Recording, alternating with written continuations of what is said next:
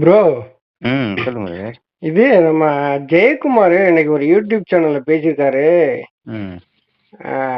OPS வந்து சுயநலவாதி, யாருக்கு எதிராக தர்ம யுத்தம் நடத்தினாரோ அவங்க பக்கமே போய் ஜாயின் பண்ணிக்கிட்டாரு. ம். பிஜேபிக்கு வந்து மாநில தலைவர் ஆவறதுக்கு ரொம்ப ட்ரை பண்றாரு. எப்படியும் போய் சேர்ந்துருவாரு அப்படிலாம் சொல்லி பேசியிருக்காப்புல ஒரு யூடியூப் சேனல்ல. ம். மனிதன் சொல்லுங்க. இதெல்லாம் இது எப்படி இப்படிலாம் பேசுறாங்கன்னு எனக்கு ஒண்ணுமே புரியல. ஐயா அவிங்களுக்கு வந்து ஐயா வந்து சுயநலவாதியாமா. அவிங்களுக்கு இப்ப பேசுறது எதுவுமே இல்ல. ஆ, அதாவது ஆ, நரம்பு இல்லாத நாக்குல எதை வேண்டுமானாலும் பேசலாம். ஆ, மனிதன் ஆ, அப்படிங்கிறதுக்கு சாட்சி இந்த செங்கோட்டையன் போன்றவர்கள். ஆ. அன்னைக்கு ஐயா தர்ம யுத்தம் பண்ணும்போது ஒட்டுமொத்த தமிழகத்தில் இருக்கக்கூடிய பொதுமக்களும், ம், அதிமுக தொண்டர்களும், ம். கீழ்நிலையில இருக்கக்கூடிய பெரும்பாலான நிர்வாகிகள் அத்தனை பேருமே ஐயா பக்கம் தான் அந்த தர்மயுத்தத்துல கலந்துக்கிட்டாங்க. ஐயா நடத்தின அந்த இது காஞ்சிபுரம் மீட்டிங்கு, ஆமா, ஆமா, கோயம்புத்தூர் மீட்டிங் எல்லாமே நிர்வாகிகளே கலந்துக்கிட்டாங்க நேரடியா. ஆமா. அப்ப எடப்பாடி பழனிசாமி மேல அந்த அரசு இயந்திரத்தை மூவ் பண்ண முடியல. ஆ, ஒரு அரசு விழா தொடங்க வைக்கிறேன்னா அங்க கிட்டத்தட்ட அதிமுக ஒற்றுமையா பலமா இருக்கும்போது ஒரு நூற்றுக்கணக்கான நிர்வாகிகளும் தொண்டர்களும் தன்னிச்சையாவே கலந்துட்டு அந்த விழா சிறப்பா பூஜை போட்டுட்டு போவாங்க. ஆமா. அப்ப அந்த ஒவ்வொரு மந்திரி ஒரு பாலக்கால் போறாரு, ஒரு பூஜை போடுறாருன்னா அங்க 4 பேர் 5 பேர் 6 பேர் இவ்வளவுதான் நிர்வாகிகளே இருந்திருக்கிறாங்க. ம், ம், அதெல்லாம் பார்த்த உடனே எல்லா மந்திரிகளுக்கும் சேக் ஆயிடுச்சு. ம். என்னடா ஓபிஎஸ் பக்கமே முழுக்க முழுக்க புரட்சி தலைவர்கிட்ட எப்படி தொண்டர்கள் இருந்தாங்களோ, அம்மா பக்கம் எப்படி அதிமுக தொண்டர்கள் இருந்தாலும் அந்த மாதிரி ஐயா பக்கம் எல்லாமே இருக்கிறாங்களே அப்படின்ட்டு ம், அவங்களாம் பயம் வந்துடுச்சு.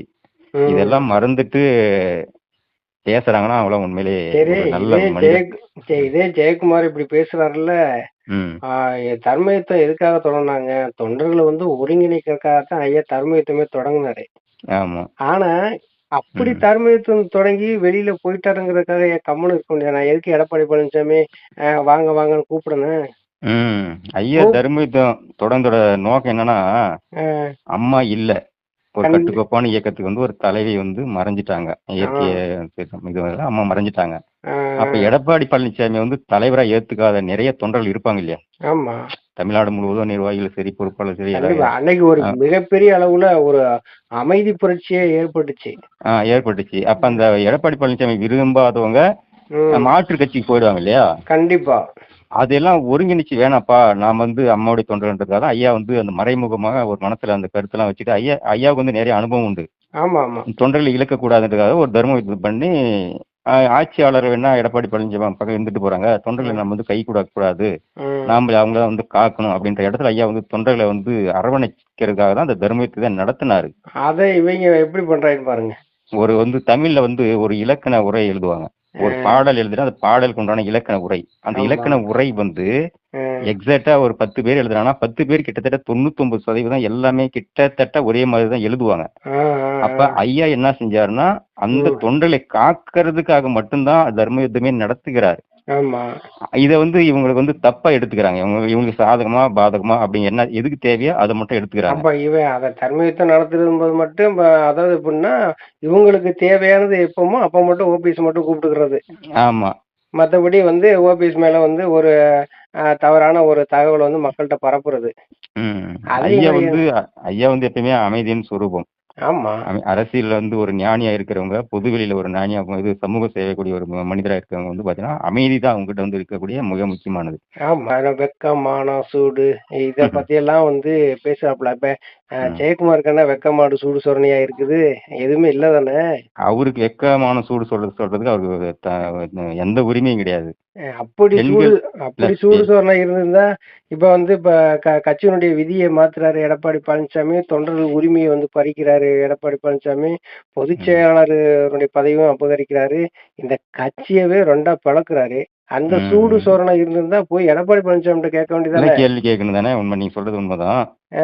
அந்த சூடு சொரணை உள்ள ஆளு ஜெயக்குமாருக்கு வந்து எல்லாமே இருக்குது. எல்லா சூடு சொரணையும் எல்லாமே வெக்கமானம், மீசை வச்சிருக்கிறாரு, வேட்டி கட்டிக்கிறாருன்னா, ஆ. புரட்சித் தலைவருடைய தொண்டர்கள்னு சொல்லக்கூடிய அத்தனை பேருமே, "ஏப்பா நீ வந்து புரட்சித் தலைவர் எதுக்காக இந்த விதிய வகுத்தாரு? ஒரு எளிய தொண்டன், சாமானிய தொண்டன் கூட அதிமுகல உயர்ந்தெடுத்து வரலாம். ம்.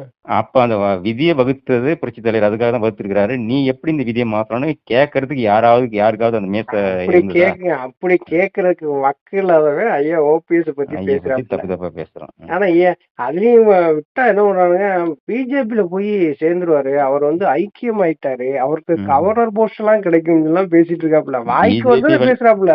பிஜேபி வழி நடத்துறதுக்கு அந்த கட்சியில ஆளுங்க இருக்கிறாங்க. ஆ. ஐயா வந்து அதிமுகல இருக்கிறார். ஐயா எதுக்கு போறாரு அந்த கட்சிக்கு போய் வழி இல்ல நடத்த போறாரு? நேத்து வரையும் போய் இப்ப மோடி தான் பிரதமர்னு சொல்லிட்டு இப்ப எல்லா பிரஸ் மீட்லயும் சொன்னீங்க தானே இவங்க. இவங்க எல்லாம் ஆட்சியில இருக்கும்போது எல்லாம் சொல்றாங்கல்ல. 3ஆம் முறையா மோடியை தான் நாங்க பிரதமரா கொண்டு வரோம்னு சொல்லிவிட்டு உடனே வந்து பிஜேபி விட்டு வளர்ன உடனே புனிதரா மாறிடுறாங்களோ. எல்லாம் அதாவது ஆட்சியில் இருக்கும்போது மத்திய அரசோட நிதி வேண்டும். நாம வந்து மந்திரியா நீடிக்கிறதுக்கு அந்த 4 ஆண்டு ஆட்சி காலத்துக்கு அந்த நேரம் டைம் வேணும். முடிஞ்ச உடனே இவங்க இப்படி பொய்யா அபாண்டமான வார்த்தையெல்லாம் சொல்ல ஆரம்பிச்சிருக்காங்கன்னா இவங்களோட நிலைப்பாடு எதுன்னே தெரியல. இவங்க வந்து சந்தர்ப்பவாதிகள் மாதிரிதான். இவங்க நிலைப்பாட்டை மண்ணை வெட்டி குப்பை போட்டு அமுக்க வேண்டியது. இவங்க நிலைப்பாடு அப்படிட்ட ராஜ்யசபா எம்பி தரலிங்கிறதுனால எடப்பாடி பழனிசாமி ஒட்டிக்கிட்ட. ஆமா அது உண்மைதான். கட்சி நல்லா இருக்கணும் நீ நினைச்சிருந்தீன்னா எடப்பாடி செஞ்ச தவறை வந்து தட்டி கேட்டுக்கணும்ல. ஆமா அது வந்து அப்படி அதையும் தட்டி கேட்கல. ம்.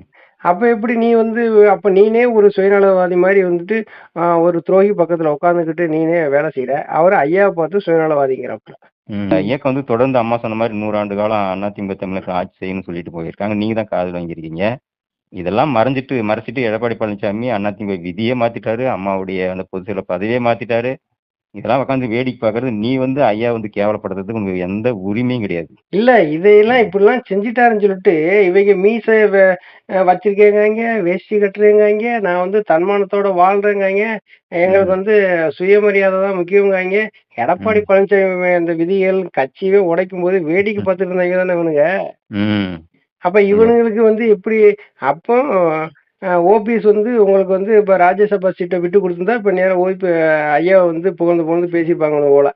அப்படிதான்.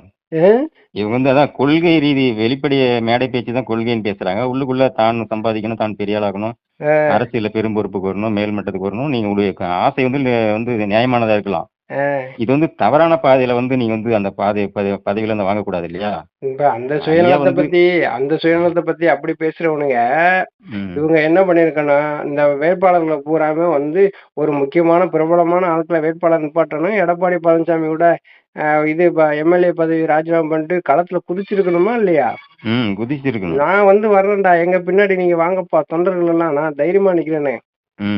எதுவுமே செய்யாத கோழைகள் பூரா ஒரு ஓரமா உட்காந்துக்கிட்டு ஓபிஎஸ் பத்தி தப்பா யூடியூப் சேனல்ல உட்காந்து பேசிட்டு இருக்காரு. அம்மா இருக்கும்போது ஒரு தேர்வு, அதாவது வேட்பாளர் தேர்வு அப்படிங்கிறது முதல்ல வந்து உளவுத்துறை மூலமா வேட்பாளர் வந்து தேர்வு பண்ணுவாங்க. அடுத்து வந்து மாவட்ட செயலாளர் மந்திரி வந்து ஒரு லிஸ்ட் கொடுப்பாங்க. அதை தாண்டி பல ரிப்போர்ட்ல அம்மா கைவசம் ஆல்ரெடி வச்சிருப்பாங்க. அந்த ரிப்போர்ட்ல இருந்து இவர் வந்து கட்சியில இருந்து எப்ப உழைச்சாரு, இவருடைய கல்வி தகுதி என்ன, இவருடைய சமூக பணி என்ன, இவர் வந்து கட்சிக்கு நல்லா சிறப்பா செயல்படுவாரா, இவருக்கு என்னென்ன திறமைகள் இருக்குது, இதெல்லாம் முழுக்க ஆய்வு பண்ணி தான் அம்மா வந்து ஒரு வேட்பாளரை வந்து செலக்ஷன் பண்ணி அந்த வேட்பாளர் வந்து மக்கள் மத்தியில போகும்போது அந்த வேட்பாளரை பார்க்கும்போதே மக்கள் வந்து இந்த சரியான வேட்பாளர், இவருக்கு நாம தான் ஓட்டு போடணும் அப்படின்னு அந்த முடிவுக்கு வந்துருவாங்க. ஆனா இங்க இருக்கக்கூடிய அந்தந்த மாவட்டத்தில் இருக்கக்கூடிய ஒரு ஒன்றிய செயலாளர் சொல்றது, ஒரு மாவட்ட செயலாளர் சொல்றது, இதை வச்சு வேட்பாளர் இவங்க எடப்பாடி கிட்ட லிஸ்ட்டை கொடுத்து இது மூலியமா அந்த வேட்பாளர் பட்டியலை வெளியிட்டு இருக்காங்கன்னா இது எவ்வளவு பெரிய கேவலம். கேவலங்கிறது எப்படின்னா இதுல காசு எவன் அதிகமா வச்சிருக்கானா அவனுக்கு பூரா வேட்பாளர் கொடுத்து விட்டானுங்க. ஆனா அங்க போய் வேட்பாளர் யாருன்னு சொல்லிட்டு பொதுமக்கள் கொண்டு ஒரே கன்ஃபியூஷன்லயே இப்ப இருக்க. ஆமா, ஒரு தெரிஞ்ச வேட்பாளர் இந்த கழகத்துல இருந்து அறிவிச்சிருக்காங்கன்னு சொன்னா தானே இங்க தொண்டர்கள் வந்து ஐயா களத்துல வந்து நிக்காரு அப்படின்னா என்னால முடியும் அப்படிங்கறதுனால களத்துல ஐயா நிக்காரு. இப்ப அவர் ஜெயிக்க போறாரு. எடப்பாடி பழனிசாமி என்ன நினைச்சிருக்கணும், ஓபிஎஸ்ஸே வந்து களத்துல நின்றுட்டாரு, நம்ம எல்லாம் என்ன குறைஞ்ச ஆளான்னு சொல்லிவிட்டு இவங்க எல்லாரும் களத்துல நின்றுக்கணும். ஏதோ ஒண்ணும் இல்லாத போய் இருக்கணும் போய் நிப்பாட்டி அவனை பலிகடாவாக்கி அப்ப யாரு சுயநலவாதின்னு இதுல இருந்தே நல்லா தெரியுதா? கண்டிப்பா. ஆனா எல்லாமே அவங்க வந்து எல்லாமே கைவிட்டு போயிடுச்சு. இப்ப வந்து அவங்களுக்கு எந்த கெஸ்டும் இல்ல. எடப்பாடி பழனிசாமி திமுக அடிமையாயிட்டாரு. அடிமையாயிட்டாரு. எப்படியும் வந்து சரண